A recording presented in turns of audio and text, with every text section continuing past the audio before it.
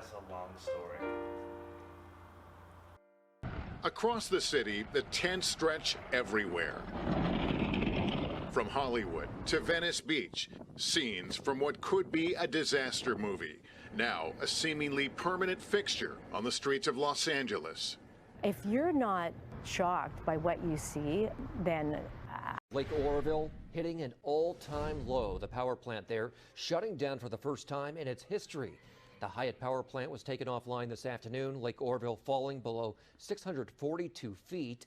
The lake is only 24% full and is expected to keep dropping until the rainy season.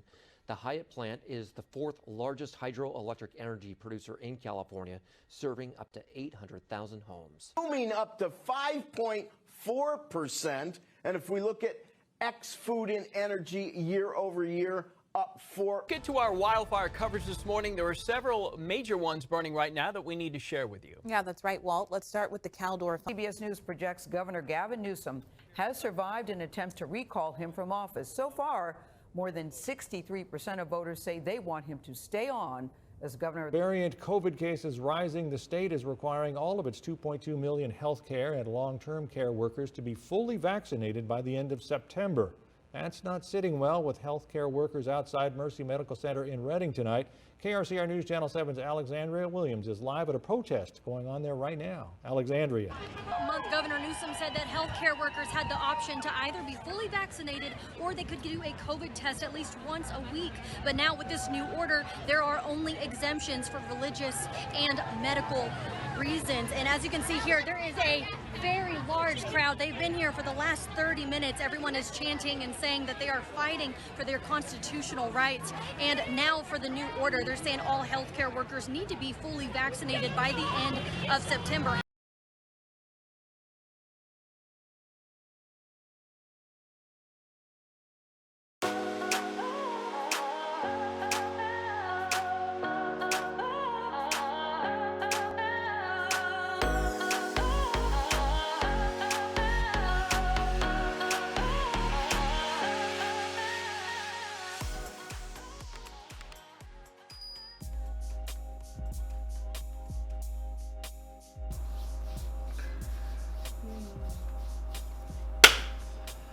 Reasons for leaving.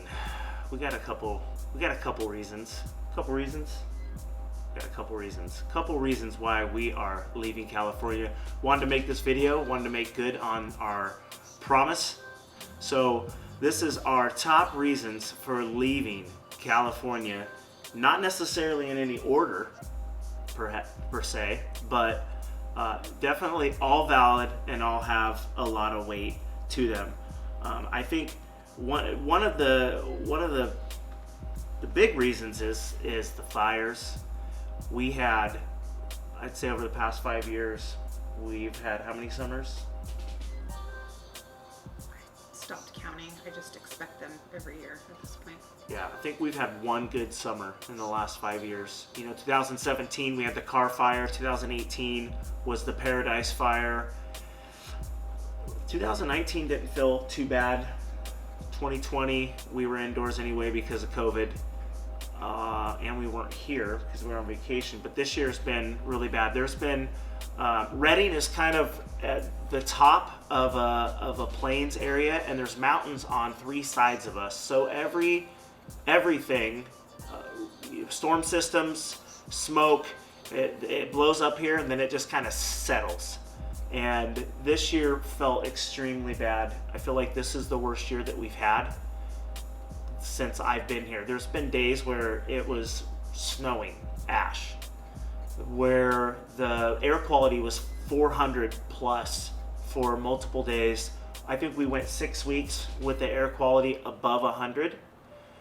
And if you don't know what the air quality index is, it's an index to gauge just how hazardous the air quality is. 100 degrees pretty much it affects sensitive people, and nobody should be outdoors for an extended period of time. So it kind of stole a lot of the fun that we had anticipated having in our dream home. We have a swimming pool, we have an outdoor kitchen, and we did not get to use it a couple weeks in June, end of May, a couple weeks in June. with the fires. Even just normal everyday living, going to the store, having kids play at recess, going for a walk or a bike ride. Just everyday life was completely disturbed. And year after year, you know, we educate people not to smoke, and we're inhaling literal ash multiple days on end, and we know the hazard that brings, and you know, the life expectancy is already getting shorter with many environmental things. That's just an additional thing that we have a choice whether we stay and continue to breathe that air or we move somewhere healthier. Yeah, and so, I mean, you can see in the video, you can see how the visibility is super low. You can see how flakes of ash are falling from the sky, and that was pretty much our summer. And it makes you tired, it makes you lethargic, spacey, have a hard time concentrating, and just lack of motivation really to do anything. And it was pretty much all summer. And so that was kind of wasn't the number one reason, but it definitely was the motivator to kind of put us over the top of let's get out of here, and let's get out of here fast. Second reason would be just the cost of living in California. California is one of the highest states to live in, one of the most costly states to live in. When you think about taxes, we are taxed income tax, we're taxed sales tax, we're taxed property tax, we're taxed vehicle tax, gas tax. I mean, I can plastic bag tax. There's they've talked about taxing us for our carbon footprint. I mean, there's every way that is possible. California government is getting our money, and which is fine. I don't have a problem paying taxes. I don't think Connie has a problem paying taxes. It's just when we look around and we look to see where our tax money's going, we can't see it. We do not see where the money goes. No. And it's, you know, it's concerning to us. And I think we had a conversation about just the conditions of living here in California. And I don't know if you remember this, but it dawned on me, we're talking about the politics in California, and I made this statement, we're paying these people to live here. Remember that?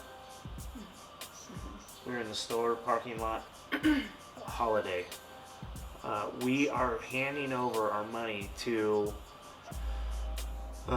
government officials who I don't think are spending it wisely. I don't think they're spending it for interests that we have value in, and definitely not. It's a lot of money. You know, our power bill was $800 one month. It was $600 and some the next. We've got water. We'll get to the water thing, but they're starting to increase the amount that they charge for water, because there's a water ration happening in some parts of Shasta County, Bella Vista Water District for sure.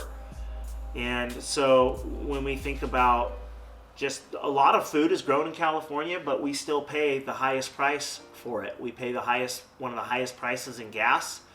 We're one of the most taxed people,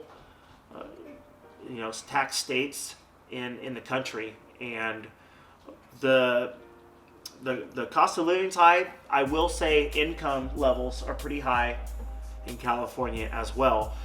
But when you go across state lines and you take into consideration income versus cost of living, there are a lot of places that you get more bang for your buck. The dollar goes a lot farther, and I think we considered that, and we are ready to make that jump elsewhere. You know, in the big picture regarding just economics, you know, we want to retire well. We have girls to put through college, and the type of life that we want to live no longer feels reasonable or feasible here. So that's a real weight on my heart. Yeah, so our gas bill went from probably $300, $300 to $350 a month, to well over $600 a month. Granted, we did get a different type of vehicle that gets less gas mileage, but most of that is gas prices almost doubling in the last year. They went from $2.24, I think, was our low a year and a half ago. We're at $4.25, $4.20 to $4.50 right now, and that's current prices. So it's just not feasible to pay that much. Bottom line is, it's not real smart. It doesn't feel smart to stay here. No offense to people who want to stay here, but for us, that wouldn't be in our best interest. Probably the main deciding factor for me, which kind of settled it, was with the COVID response with our children, within the public health system, with the mandates for vaccinations. A lot of you guys kind of know our story, but we have a 9-year-old who had some pretty significant adverse responses to her regular recommended schedule of vaccinations. And as a result of that, I spent a lot of time and energy learning and researching about vaccinations. And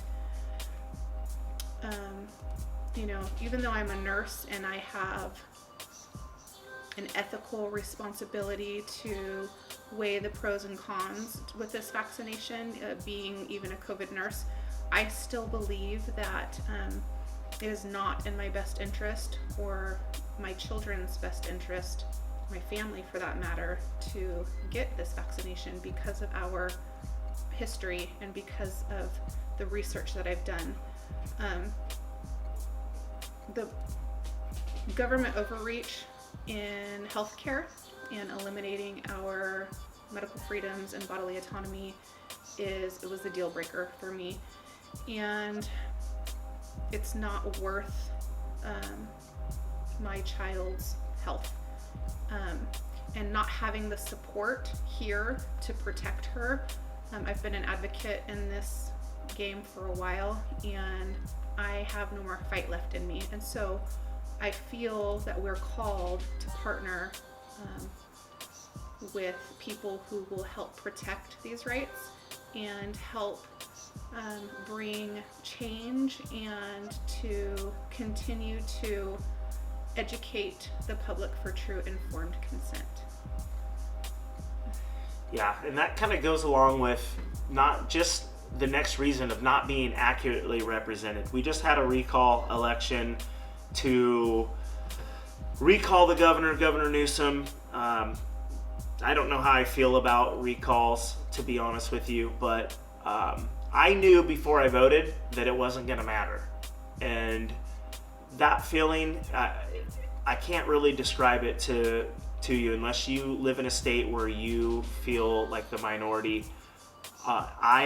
Anything that I've voted for, I don't think any candidate has won. Maybe a city council candidate, but there's just a big difference. Reading is a city of about 100,000, 110,000, but California is driven by a couple cities that are huge, right?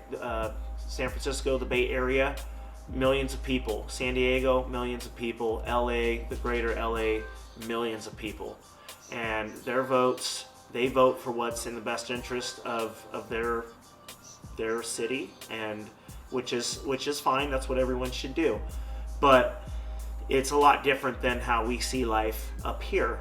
And so to not feel like there's really, I'd say there's a couple candidates that are trying, but by and large, we're not represented accurately here. For our beliefs and our values, we do not have accurate representation for Northern California, and it feels really defeating, and it feels really like trying to swim upstream, trying to swim against a rip current or walking on an escalator the wrong way. It just doesn't feel like we're making any headway, and we're getting actually worn out and tired, and we're floating downstream, and we're headed on a path where we don't want to be in that river at all. And so we look at other states, and overall I see that there are states where families are being protected, and say what you want about those states, or if that makes us Republican, then if that's the label people want to put on us, that's fine. I don't necessarily look at it that way. I look at it, it's pretty simple. I want to lead my family in the areas of faith, of family, of the idea of who God is, and sex education, and what it means to be a productive member of society. I think that Connie and I can do a better job than anyone else of raising our kids for those things. And so when we have schools teaching things, in our state that we don't agree with, when we have mandates coming from, Sacramento that don't line up with our values, when we are forcing our kids to do things, letting them get vaccinated without parental consent, all of those things, I just think's wrong. I think that's wrong. I think that we're the parents for a reason. The reason why we're moving is because we want to be somewhere where we can raise our family to be the healthiest, the happiest, the most faith-filled people that we can possibly be. And we believe that God has a plan for us to do that. And I heard it said, I was a pastor. For those of you who don't know, I was a pastor for 8 years, 8 or 9 years, 8 years. I don't know. I feel like I've been a pastor since I got sober. But for a while, I worked full-time vocationally at a church, and I was always told that people vote with their feet and with their wallet. And I think the same is true when it comes to politics. And that's the beautiful thing about our country. I don't necessarily think, I'm not going to say that Newsom is bad, or that the policies that he and the legislative body are coming up with are bad. They're just she will. They're just not for us. They're not for me. If that's how people want to run this state, that's fine. But I don't have to live here. So we're going to go somewhere where we can live what we would consider free.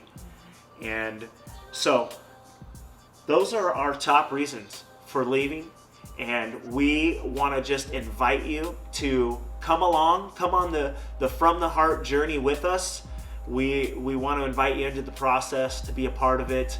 If you had one place that you could move to, where would it be and why? Drop it in the comments. Don't forget, hit that like, hit that subscribe, the bell notification, switch it to all. Support our channel so that we can keep creating good content to inspire and encourage you to be intentional about your family, your faith, and your marriage.